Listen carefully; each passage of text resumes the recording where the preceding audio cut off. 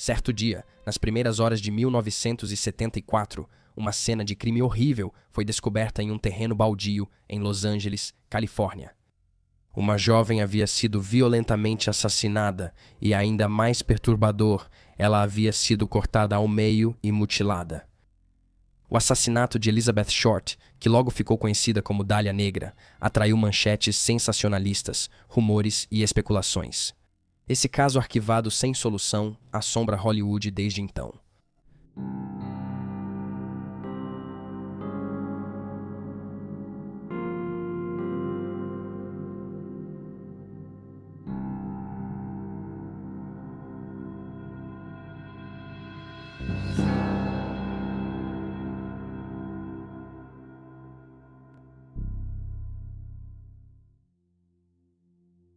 O corpo de Elizabeth Short, de 22 anos, foi encontrado em 15 de janeiro de 1947 em um terreno baldio na South Norton Avenue, em Los Angeles, Califórnia.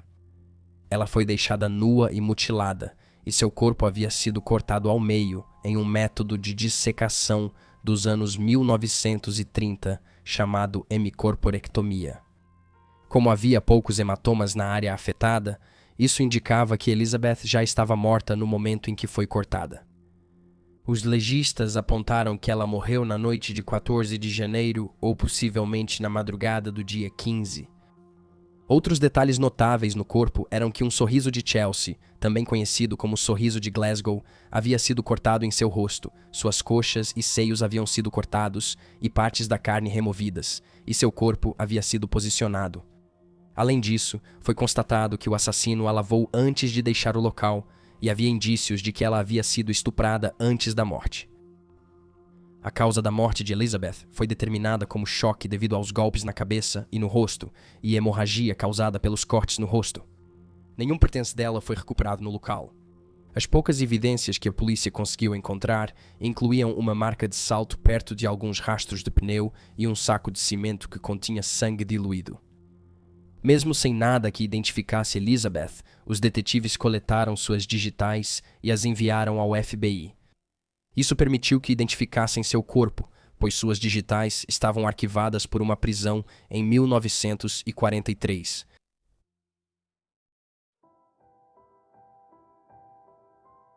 Elizabeth nasceu em 29 de julho de 1924 em Boston, Massachusetts. Ela era a terceira de 5 filhas de Cleo Alvin Short Jr. e sua esposa Phoebe May Sawyer. O casal se casou no Maine em 1918 e se mudou várias vezes antes de se estabelecer em Massachusetts em 1927. Cleo foi marinheiro da Marinha dos Estados Unidos e depois construtor de campos de minigolfe, mas perdeu quase todas as economias com a quebra da bolsa em 1929. No ano seguinte, ele desapareceu e seu carro foi encontrado na ponte de Charlestown. Acreditava-se que ele havia tirado a própria vida após o golpe financeiro. Depois disso, Phoebe começou a trabalhar como guarda-livros para se sustentar e sustentar suas filhas. O restante da infância de Elizabeth foi bastante tranquilo, embora seja observado que ela sofreu de asma e bronquite severas na juventude, o que a levou a passar por uma cirurgia pulmonar aos 15 anos de idade. Posteriormente, ela passou vários invernos na Flórida com parentes para aliviar seus sintomas. Além disso, ela nunca se formou no ensino médio. No final de 1942, aos 18 anos, Elizabeth se mudou para Vallejo, Califórnia, para morar com seu pai. No começo do ano, Cleo mandou uma carta à mãe dizendo que não estava morto, mas tinha fugido para recomeçar. No entanto, o reencontro entre pai e filha não foi feliz, e os dois discutiam regularmente um com o outro. Isso levou Elizabeth a sair da casa do pai. Ela inicialmente começou a morar com um sargento da Força Aérea dos Estados Unidos e trabalhou no loja da base, que hoje é conhecida como Base da Força Espacial de Vandenberg. Mas esse estilo de vida não durou muito, pois Elizabeth teria sofrido abusos por parte do sargento da Força Aérea. Em meados de 1943, ela se mudou para Santa Bárbara, onde foi presa por consumir álcool sendo menor de idade. Foi assim que os investigadores conseguiram identificá-la após seu assassinato em 1947. Embora tenha sido devolvida a Boston após sua prisão, Elizabeth não ficou por lá por muito tempo. Em vez disso, ela foi para a Flórida, onde conheceu o Major Matthew Michael Gordon Jr., oficial da Força Aérea, prestes a ser enviado ao Sudeste Asiático durante a Segunda Guerra Mundial. Elizabeth disse aos amigos que seu novo namorado lhe escreveu pedindo em casamento, e ela aceitou. No entanto, Matthew morreu em um acidente de avião em 10 de agosto de 1945. Quase um ano depois, em julho de 1946, Elizabeth partiu para a Califórnia para visitar um velho conhecido, o tenente da Força Aérea Joseph Thickling, que estava estacionado em Long Beach.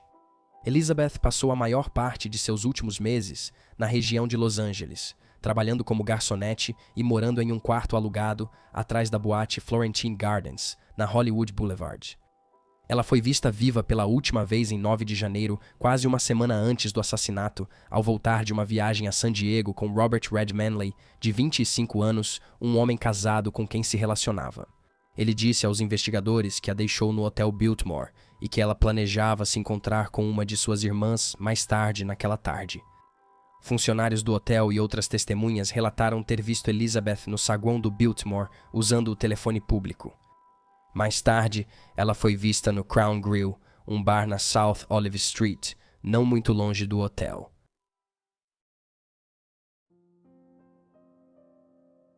A investigação sobre a morte de Elizabeth foi intensa desde o início. Menos de uma semana após seu corpo ter sido encontrado, em 21 de julho, um editor do jornal LA Examiner recebeu uma ligação parabenizando-o pela cobertura do caso. Notavelmente, o caso atraiu enorme atenção da mídia e do público, mas o Examiner, em particular, foi a extremos para conseguir os maiores furos sobre o caso. Por exemplo, após a morte de Elizabeth, jornalistas do jornal entraram em contato com sua mãe, Phoebe, fingindo que ela havia vencido um concurso de beleza. Phoebe foi exaustivamente interrogada sobre sua filha até descobrir que ela não ganhara o concurso, mas fora assassinada. O jornal então se ofereceu para pagar a passagem de Phoebe para Los Angeles e cobrir os custos de sua estadia, caso ela quisesse ajudar a polícia na investigação. No entanto, era principalmente um plano que eles arquitetaram, não por obrigação moral, mas para mantê-la afastada de outros repórteres e veículos de mídia, a fim de proteger a exclusividade da matéria.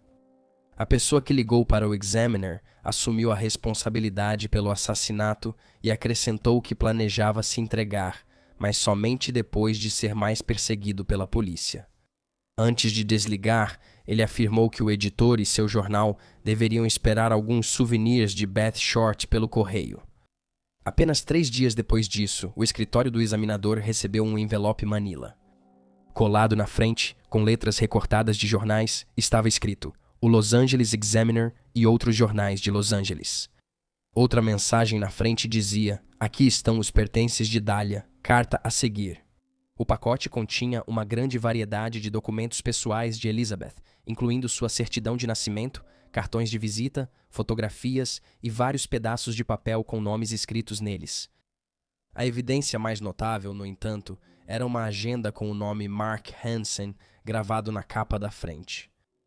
O envelope parecia uma mina de ouro de informações, mas logo viram que quem o enviou limpou tudo para eliminar vestígios de evidência. Curiosamente, ele havia sido limpo com gasolina, assim como o corpo de Elizabeth. Isso fez os investigadores suspeitarem que o assassino e o remetente eram a mesma pessoa. As autoridades ficaram esperançosas quando souberam que, apesar dos grandes esforços para destruir as evidências, os peritos conseguiram retirar várias impressões digitais do envelope. Poucas semanas depois, o FBI descobriu que as impressões digitais foram comprometidas no transporte, destruindo a esperança.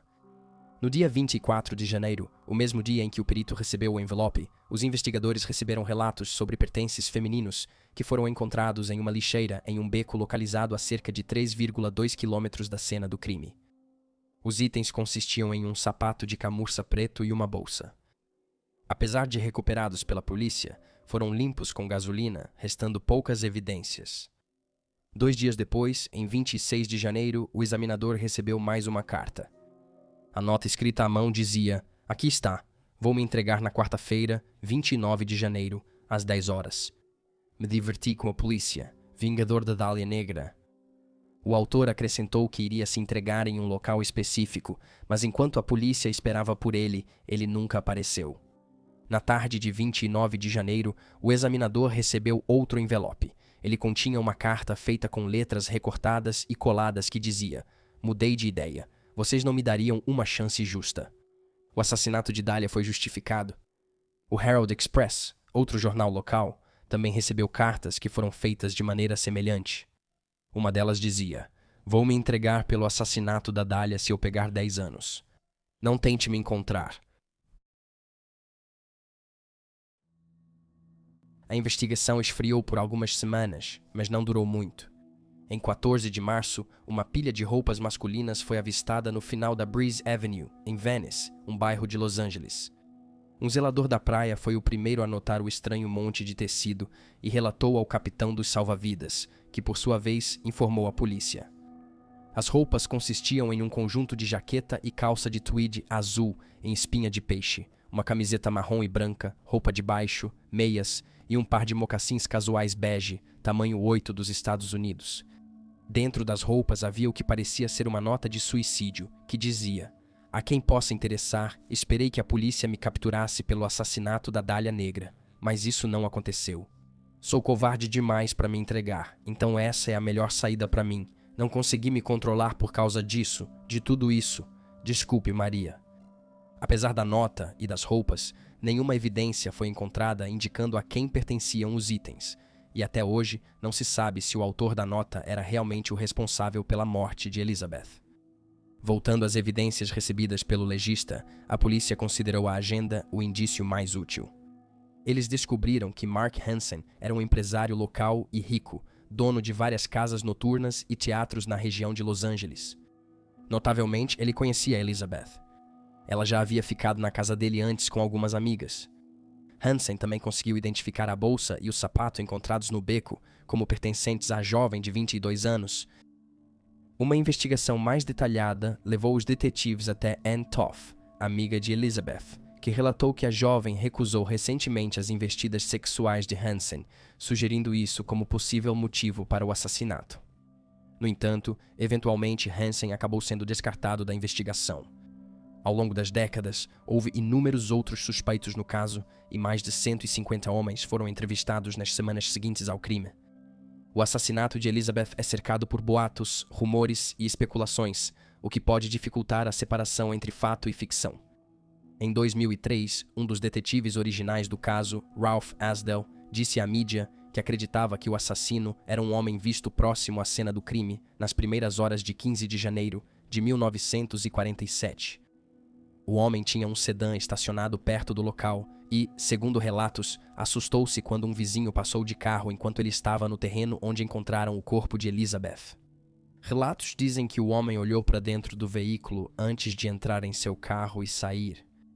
Esse homem foi encontrado no restaurante onde trabalhava e depois excluído da investigação. Red Manley, o homem que deixou Elizabeth no hotel em 9 de janeiro, foi uma das últimas pessoas a vê-la com vida e, como era casado, tornou-se suspeito no caso logo no início. Ele foi descartado como suspeito, pois sua história foi corroborada e não havia evidências que o ligassem ao assassinato. Além disso, ele passou em vários testes de polígrafo que, na época, foram vistos como prova de sua inocência. Talvez o suspeito mais notável que surgiu ao longo dos anos seja George Hodel. Nascido em Los Angeles em 1907, ele era descrito como alguém bem educado e incrivelmente inteligente, ostentando um QI de 186. Hodel se formou no ensino médio cedo, aos 15 anos, e depois se matriculou no Instituto de Tecnologia da Califórnia, mas saiu sob suspeita um ano depois, quando foi revelado que ele estava tendo um caso com a esposa de um professor. Posteriormente, ele se matriculou na Universidade da Califórnia, em Berkeley, onde mais tarde se formaria em medicina em 1938. Hodel chamou a atenção da polícia logo no início da investigação. Afinal, ele era um médico treinado, e os detetives suspeitavam que apenas alguém com conhecimento médico poderia ter mutilado o corpo de Elizabeth. Embora ele tenha sido investigado como parte do caso original, seu status como possível suspeito só foi divulgado publicamente décadas depois, em 2003. Hodel tinha um histórico turbulento. Em 1949, sua filha de 14 anos, Tamar, o acusou de abuso sexual e de tê-la engravidado. Ela contou isso para sua mãe, a segunda esposa de Hodel, que então repassou a informação para a polícia. Tanto Hoddle quanto seu assistente foram presos por supostamente terem realizado um aborto em Tamar meses antes, e durante o julgamento altamente divulgado, 2 testemunhas afirmaram ter visto o médico estuprando sua filha. Outra testemunha, Fred Saxton, um amigo de longa data de Hoddle, admitiu que também tentou abusar de Tamar. Uma mulher chamada Barbara Sherman, que estava presente no momento do abuso, recusou-se a testemunhar e retratou confissões anteriores de que havia participado do ataque à menina de 14 anos. Ela recebeu 3 anos de pena condicional por admitir contribuir para a delinquência de um menor. Apesar dessas admissões, no entanto, Hoddle foi absolvido e Tamar foi detida em uma instituição para menores infratores. Os advogados do pai dela fizeram uma campanha difamatória que levou muitos, até familiares, a chamá-la de mentirosa em busca de atenção. Apesar de absolvido, o escritório do promotor de Los Angeles decidiu grampear a casa de Hoddle após o julgamento. Além das acusações de abuso sexual, Tamar também alegou que o pai dela era um assassino. A residência dele foi posteriormente grampeada entre 18 de fevereiro de 1950 e 27 de março de 1950. Um dos resultados mais notáveis das escutas inclui uma declaração que Hoddle fez mencionando tanto Elizabeth quanto sua secretária, Ruth Spalding, que supostamente tirou a própria vida por overdose de barbitúricos em maio de 1945. Aspas, mesmo que eu tivesse matado a Dália Negra, agora não conseguiriam provar. Não podem interrogar minha secretária, pois ela morreu. Eles acharam que havia algo suspeito. Agora eles podem ter descoberto. Matei ela. Talvez eu realmente tenha matado minha secretária. Há especulações de que Ruth ligou Hoddle a Elizabeth e foi morta para impedi-la de ir à polícia. No entanto, isso é apenas conjectura e não há nenhuma evidência conhecida publicamente que apoie essa teoria. Declarações feitas por Hoddle, como esta, não eram provas suficientes por si só, e os investigadores nunca conseguiram determinar concretamente se ele chegou a conhecer Elizabeth. Notavelmente, o assassinato de Elizabeth não é o único em que ele foi considerado suspeito. Ele foi interrogado como suspeito em 1949 pelo assassinato de Louise Springer, cujo corpo foi encontrado a apenas alguns quarteirões do terreno baldio onde Elizabeth foi deixada em 1947. Essa informação só se tornou pública em 2018, quando uma mulher em Indianápolis descobriu uma carta de 3 páginas escrita por seu avô, W. Glenn Martin, em outubro de 1949. Martin era informante do LAPD e escreveu a carta para ser divulgada caso alguma filha sofresse dano. Nos escritos, ele alegou que um homem identificado apenas como G.H., um conhecido pessoal dele e detetive do Departamento de Polícia de Los Angeles, era o assassino tanto de Elizabeth quanto de Louise. Ele disse, porém, que G.H. era protegido por oficiais de alta patente da polícia. O filho de Hoddle, Steve Hoddle, um policial aposentado, acredita que seu pai é o responsável pelos assassinatos e aponta para esta carta como uma forte evidência no caso, já que indica que o Departamento de Polícia de Los Angeles já via Hoddle como suspeito meses antes de ele ser preso pelo abuso de sua filha. Steve só começou a investigar seu pai após sua morte em 1999. Ele acredita que Hoddle está ligado a até 8 assassinatos, alguns atribuídos ao infame e ainda não identificado assassino do Zodíaco. Além disso, ele sugeriu que, embora seu pai tenha passado várias décadas nas Filipinas, após fugir dos Estados Unidos em 1950, ele acredita que ele retornou em várias ocasiões diferentes entre 1958 e 1988. Ele afirmou que a caligrafia da carta enviada ao Express em 1947 se assemelha muito à de seu pai. Ele achou fotos entre as coisas do pai de uma jovem parecida com Elizabeth, embora a família dela tenha discordado abertamente dessa conclusão.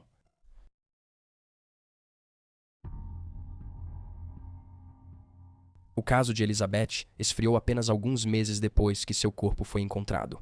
Na primavera de 1947, os investigadores já haviam esgotado todas as pistas. Oficialmente, o caso ainda está sem solução. Grande parte das evidências coletadas foi perdida com o tempo, e a maioria das testemunhas e investigadores originais já faleceu. A mãe de Elizabeth faleceu em 1992, sem nunca saber quem havia tirado a vida de sua filha de forma tão violenta. Nas décadas desde o assassinato, o caso foi destaque em vários livros, filmes e programas de TV, incluindo um filme de 2006 com Scarlett Johansson e Josh Hartnett, além de várias participações na famosa série americana American Horror Story. O Hotel Biltmore, onde Elizabeth foi deixada na semana anterior à sua morte, chegou até a oferecer um coquetel chamado Dália Negra. O caso de Elizabeth Short continua a intrigar e fascinar o público em geral, fãs de crimes reais e jornalistas. No entanto, seu assassinato também é notável pela forma como ela foi tratada após sua morte. O caso dela foi fortemente sensacionalizado, detalhes falsos foram divulgados ao público e, de certa forma, Elizabeth foi culpada pelo próprio assassinato. De acordo com o escritor William J. Mann, um estudo da época mostrou que a grande maioria das pessoas acreditava que mulheres sedutoras eram, abre aspas, vítimas participantes nas próprias agressões sexuais. É mais do que provável que a misoginia tenha contaminado tanto a cobertura original do caso quanto a investigação. Os jornais publicaram que ela era uma jovem hipersexualizada que, abre aspas, rondava Hollywood Boulevard, e o Examiner chegou a afirmar que ela foi vista pela última vez usando uma saia justa e uma blusa transparente. Algumas reportagens disseram que ela era trabalhadora do sexo, mesmo não sendo, e mesmo se fosse, não seria culpada pelo próprio assassinato. Outros afirmaram que foi torturada antes de morrer, mas o laudo da autópsia não confirma.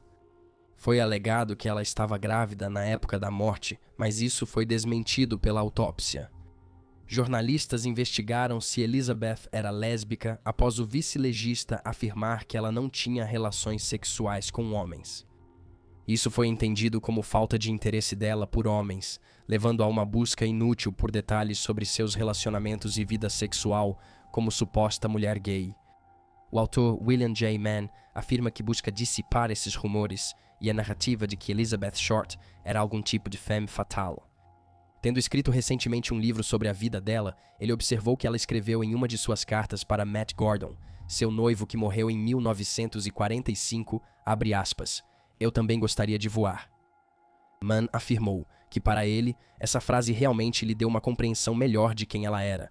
Ela queria voar metaforicamente, ela queria ver o mundo. Elizabeth, no fundo, era simplesmente como qualquer outra pessoa. Ela queria explorar o que o mundo tinha a oferecer, amar e ser amada e viver até uma idade avançada. E é uma tragédia que ela nunca tenha conseguido realizar esses sonhos. E aí estão os fatos. Por favor, deixe um comentário abaixo com suas próprias teorias e reações. E lembre-se de curtir este vídeo e se inscrever para apoiar o canal. Obrigado por assistir. Fique atento. Cuide-se e até a próxima.